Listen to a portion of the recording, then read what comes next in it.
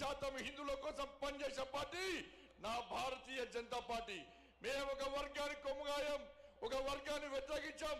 మేము సనాతన ధర్మానికి అడ్డొస్తే, నా ధర్మాన్ని హేళన చేసే ప్రయత్నం చేస్తే, నా సమాజాన్ని చీల్చే ప్రయత్నం చేస్తే ఏ భారతీయ జనతా పార్టీ కార్యకర్త ఊరుకునే ప్రసక్తి లేదు.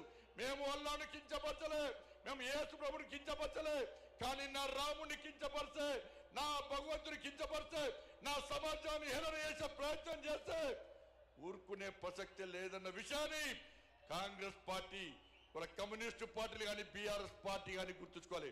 అందుకే భారతీయ జనతా పార్టీ కార్యకర్తలారా అందరం కలిసి పనిచేద్దాం. నేను ఏ రోజు కూడా పార్టీ తల వంచుకునే పని చేయనన్నా.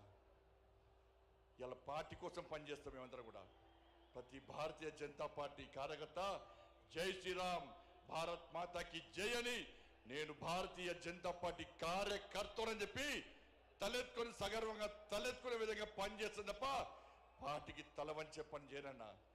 చాతగాని మూర్ఖులు, ధైర్యంగా రాజకీయంగా ఎదుర్కోలేని దద్దమ్మలు ఇలా ఏదో చేసి బండి సంజయ్ని కానీ భారతీయ జనతా పార్టీని ఇబ్బంది పడితే నేను ఫామ్ హౌస్ లో ఎలుకని కాదన్నా, ఫామ్ హౌస్ లో ఎలుకని కాదన్నా.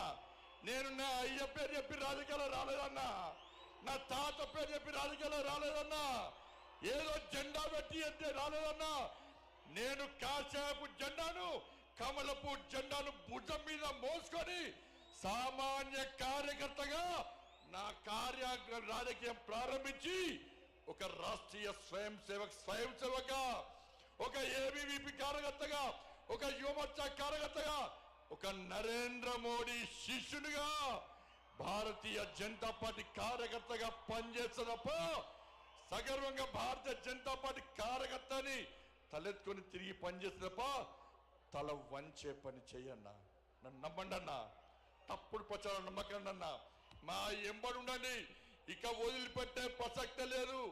ఈ రోజు నుంచే మోడీ గారు ఈ రోజు వచ్చిపోయిన తర్వాత ఈ రోజు నుంచే తెలంగాణ రాష్ట్రంలో ధర్మం, తెలంగాణ అభివృద్ధి, ధర్మం ఆధారితంగా తెలంగాణ రాష్ట్రాన్ని అభివృద్ధి చేయాలంటే జై శ్రీరామ్, జై తెలంగాణ, జై శ్రీరామ్, జై శ్రీరామ్.